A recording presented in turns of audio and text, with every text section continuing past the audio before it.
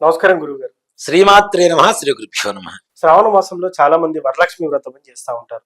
ముఖ్యంగా ఈ వరలక్ష్మి వ్రతం అనేది కొత్తగా ఇంట్లో చేసుకోవచ్చా, లేకపోతే దానికి కూడా వారసత్వంగా సాంప్రదాయం ఉండాలా? అసలు వరలక్ష్మి వ్రతం చేయడం వల్ల కలిగే ఉపయోగాలు ఏంటంటారు? మీ అమ్మగారిని మంచిగా చూడాలి అని ఎవరైనా చెప్పారా? చెప్పలేదు. ప్రతి ఒక్కళ్ళకి అమ్మ అమ్మాయిగా, అంతే కదా కదా. లక్ష్మీదేవి కూడా అమ్మే కదా. అందుకనే చంద్రుని మనం ఏం పిలుస్తాం? చందమామ అంటాం. ఎందుకు? లక్ష్మీదేవితో పుట్టినటువంటి వాడు కాబట్టి, లక్ష్మీదేవి మనకు అమ్మ కాబట్టి, మన అమ్మతో పుట్టినేమవుతాడు మనకి? అందుకనే చందమామ అని పిలుస్తాం చంద్రుడిని. అంటే ఆయన మనకి మేనమామ చంద్రుడు. లక్ష్మీదేవి జగత్తు మొత్తానికి తల్లి అయితే చంద్రుడు అందరికీ మామే. అవునా? ప్రతి ఒక్కరికి మామ వరుస అయ్యేది ఎవరంటే ఒక చంద్రుడే, ఇంకెవరు ఉండరు. అంతే. అవునా? కాబట్టి తల్లిని ఎవరైనా ఆరాధించొచ్చండి. లక్ష్మీదేవి అనుగ్రహం ఎవరుద్ది అనుకుంటారు? ఎవరికి సంప్రదాయం లేకుండా పోతుంది. ఇక్కడ సంప్రదాయం వారసత్వం అనేటువంటిది ఒకటి చెప్తానన్న. ఎక్కడో వరలక్ష్మీ వ్రతం జరిగిన రోజున వాళ్ళ ఇంట్లో ఏదో అపశకునమో అశుభమో ఏదో ఎక్కడో జరుగుంటుంది. వాళ్ళు ఏమనుకుంటున్నారంటే, లక్ష్మీదేవి వ్రతం చేశాం కాబట్టి ఇదేదో జరిగింది, ఇంకా మన ఇంట్లో చేయకూడదు అనుకుంటున్నారు. ఒక్క మాట చెప్పారంటే, ఆ రోజు లక్ష్మీదేవి వ్రతం చేశారు కాబట్టే జరిగిన కొద్దితోనే పోయింది, లేకపోతే ఇంకెంత జరిగేదో. అట్లా ఎవరు అనుకోరు కదా. అనుకోరు. ఇంకా ఎంత పెద్ద ప్రమాదాన్ని వరలక్ష్మీదేవి కొద్దితో పోగొట్టింది. మనం అమ్మవారిని ఆపాదిస్తున్నట్టే. ఆపాదిస్తున్నాం అమ్మవారికి, అనవసరంగా పాపాన్ని ఆపాదిస్తున్నాం. ఆ మనస్సులో ఉండేటువంటి పాపం మనది, అమ్మవారిది కాదు. తప్పు, అట్లా అనకూడదు. అమ్మ అంటే అమ్మే, అంతే. దాంట్లో అనుమానమేం లేదు. అలాంటి అమ్మ అనుగ్రహం ఎవరు వద్దనుకుంటారు? వరలక్ష్మి అమ్మవారి అనుగ్రహాన్ని ప్రతి ఒక్కళ్ళు తీసుకోవాల్సిందే. ప్రతి ఒక్కళ్ళకి వరలక్ష్మి అనుగ్రహం కావాల్సిందే. అలాగే ముఖ్యంగా వరలక్ష్మి వ్రతం చేయాలి అంటే హంగు ఆర్భాటాలు వద్దు. ఇంతమందిని పిలిచాం, ఇంత పూజ చేసాం, ఇంత అలంకారం చేసాం, ఇవన్నీ అమ్మవారు చూడదు, సస్యమిరా చూడదు. వరలక్ష్మి వ్రతం చేస్తున్నాము అంటే వరలక్ష్మి వ్రతంలో ఉండేటువంటి మోరల్ వాల్యూస్ ఏంటో తీసుకోండి. అది తీసుకోమని. ఎంతసేపటికి లక్ష్మీదేవికి ఎంత అలంకారంతో పూజ చేసాం, ఎంతమందిని పిలిచాం, ఇదే చూస్తున్నారు. వరలక్ష్మీదేవికి 10 లక్షల రూపాయలు ఖర్చు పెట్టి అలంకారం చేసి పట్టు చీర కట్టి బంగారు నాణాలతో బంగారు పుష్పాలతో నివేదన పెట్టి పంచభక్ష పరవాన్నాలు నివేదన పెడితే అమ్మవారు అనుగ్రహిస్తుందా అంటే తప్పు అని చెప్తా. అనుగ్రహించదు అట్లా. వరలక్ష్మి వ్రతంలో ఒక వరలక్ష్మి వ్రత కథ ఉంటుంది. కథ ఏంటి అంటే, ఒక పట్టణంలో ఒక బ్రాహ్మణ స్త్రీ చారుమతి అనేటువంటి ఒక ఆవిడ ఉంటుంది. ఆవిడికి లక్ష్మీ అమ్మవారు కలలో కనపడి, నేను వరలక్ష్మి అమ్మవారిని శ్రావణ మాసంలో పౌర్ణమి ముందుగా వచ్చేటువంటి శుక్రవారం రోజున నన్ను పూజ చేస్తే నీ ఇంట్లో అన్ని సిరి సంపదలు నీకు అనుగ్రహిస్తాను అని చెప్తుంది. ఆవిడ వరలక్ష్మి వ్రతం సంగతి ఊళ్ళో అందరికి జనాలకి చెప్పి, శ్రావణ మాసంలో పౌర్ణమి ముందు వచ్చేటువంటి శుక్రవారం రోజున పురోహితులను పిలిపించుకొని ఒక చోట ఒక చెట్టు కింద ఒక ఆశ్రమంలో చక్కగా వ్రతం చేస్తూ ఉంటుంది. వ్రతం చేసిన తర్వాత అమ్మవారికి ప్రదక్షిణం చేయగానే వాళ్ళ కాళ్ళకి గజ్జలు వచ్చేస్తాయి. రెండో ప్రదక్షిణ చేయగానే చేతికి గాజులు ఇవన్నీ బంగారమయంగా ఉంటాయి. మూడో ప్రదక్షిణ చేసేసరికి ఒంటి నిండా బంగారం అయిపోయి ఉంటుంది. వాళ్ళని తీసుకెళ్ళడానికి ఇంటి దగ్గర నుంచి గజ రథ తురగాలు అన్ని కూడా ఇంటి నుంచి వస్తాయి వాళ్ళని తీసుకెళ్ళడానికి. వాళ్ళ ఇల్లు కూడా బంగారమయంగా మారుతాయి. మరి ఇంతమంది స్త్రీలు ఉంటే చారుమతి అనేటువంటి స్త్రీకి మాత్రమే అమ్మవారు ఎందుకు కనపడింది అనేటువంటిది మోరల్ వాల్యూ దీంట్లో. ఎందుకు అంటే, చారుమతి భర్తను ప్రేమతో ఆరాధిస్తూ ఉంటుంది. అత్తమామల్ని మర్యాదగా వాళ్ళకి పూజ చేస్తూ వాళ్ళకి కావలసిన అవసరాలు తీరుస్తూ ఉంటుంది. వాళ్ళని చక్కగా చూసుకుంటుంది. బిడ్డల్ని ప్రేమగా చూస్తూ వాళ్ళకి విద్యా బుద్ధులు నేర్పిస్తూ ఎవరిని తులనాడకుండా మంచి మాటలతో ఎప్పుడు నవ్వుతూ మాట్లాడుతూ అందరి క్షేమం కోరుతుంది. కాబట్టి వరలక్ష్మీదేవి చారుమతిని ఎంచుకుంది. అలా ఉంటే కదా లక్ష్మీదేవి అనుగ్రహం కలిగేది. జనరేషన్ అది కష్టమే కదా. అయ్యో కావాలన్నా అలా ఉండమని చెప్తోంది.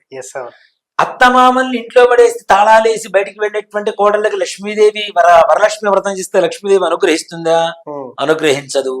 తల్లిదండ్రుల్ని వృద్ధాశ్రమాల్లో పడేసి కాళ్ళతో తన్నేసి తిట్టేసి వాళ్ళకు అన్నం పెట్టకుండా బట్టలు కొనివ్వకుండా కావలసిన మందులు కొనివ్వకుండా వాళ్ళని హీనంగా చూస్తే లక్ష్మీదేవి అనుగ్రహిస్తుందా? అనుగ్రహించదు. భర్తను ఏరా రారా పోరా అని చెప్పి పిలిచి లక్ష్మీదేవిని పూజ చేస్తే లక్ష్మీదేవి అనుగ్రహిస్తుందా?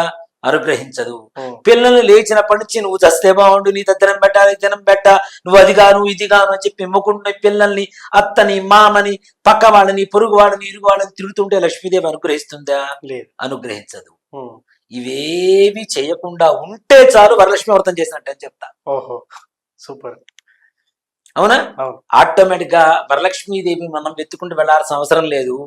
ఇవన్నీ మంచిగా చూసుకుంటూ చేసుకుంటూ వెళ్తే లక్ష్మీదేవి చారుమతి అనేటువంటి స్త్రీని ఎలా వెతుక్కుంటూ వచ్చిందో అలా మనల్ని లక్ష్మీదేవి వెతుక్కుంటూ వస్తుంది. సూపర్. ఇవి కదా ముందు కావాల్సినటువంటి లక్షణాలు. అవునా? సువాసిని లక్షణాలు అంటారు. చాలా మంది సుహాసిని అంటారు, సుహాసిని కాదు. సుహాసిని అంటే నవ్వడం, మంచిగా నవ్వేటువంటి వాళ్ళని సుహాసిని అంటారు. సువాసిని వసము అంటే నివసించడం, సు అంటే మంచి, మంచిగా నివాసం చేసేటువంటి వాళ్ళు, మంచి లక్షణాలు కలిగినటువంటి వాళ్ళు. వీళ్ళలో లక్ష్మీదేవి స్థిరమై కూర్చుని నిలబడి ఉంటుంది. ఇలాంటి లక్షణాలు ఉండాలి. ఎలా?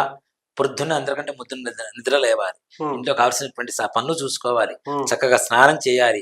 భర్త నిద్ర లేచే సమయానికి భార్య స్నానం చేసి బొట్టు పెట్టుకొని పూలు పెట్టుకొని చీర కట్టుకొని మంచిగా ఎదురుగా లేస్తే అది కదా వాడికి లక్ష్మీ యోగం. అవునా?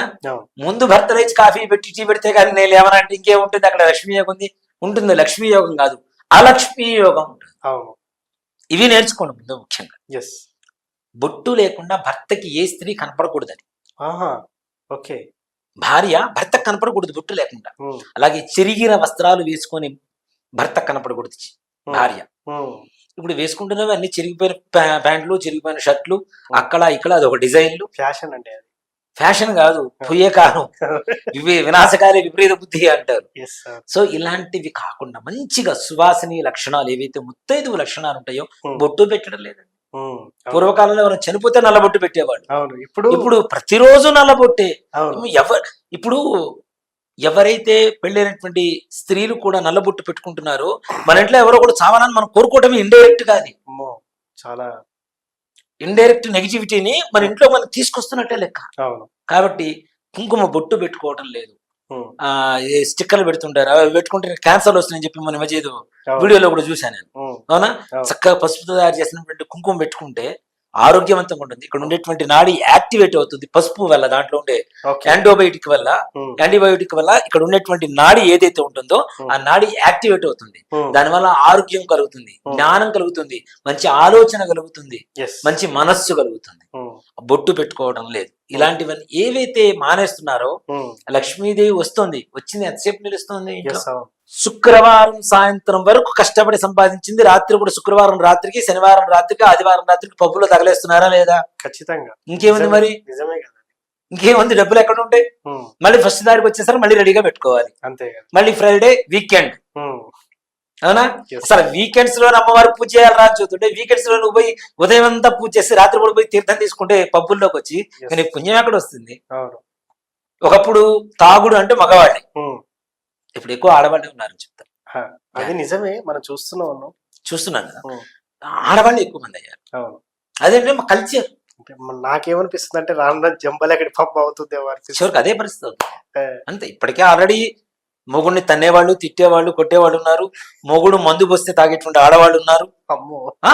చాలా మందిని చూస్తున్నాను నేను, రకరకాలుగా. ఆయన వచ్చాడు మన మధ్య, మా ఆవిడ తాగుతుంది గురుగారు, కొడుతుంది గురుగారు. ఏం చేయాలి? ఇంకో వీడియో కూడా చూసా పోలీస్ స్టేషన్ లో. ఒకడు రాత్రిపూట వెళ్ళి కంప్లైంట్ ఇస్తున్నాడు, మా ఆవిడ కొడుతుందండి రాయండి సార్ అంటే, ఊరుకోమయ్యా పెళ్ళామంటే కొడుతుంది, వదిలేసి రేపు పొద్దున రాపో అని చెప్పి ఎస్ఐ చెప్తున్నాడు లోపల నుంచి. అంటే ఎంత ఘోరంగా తయారవుతుంది సార్ మన వ్యవస్థ అనేటువంటిది. మన ధర్మం పోతుంది. ఇలా కాకుండా వరలక్ష్మి వ్రతం చేయండి. వరలక్ష్మి వ్రతం చేయాలి అంటే కొంతమంది సంప్రదాయం ఉదయం చేస్తుంటారు, కొంతమంది సాయంత్రం చేస్తూ ఉంటారు కదా.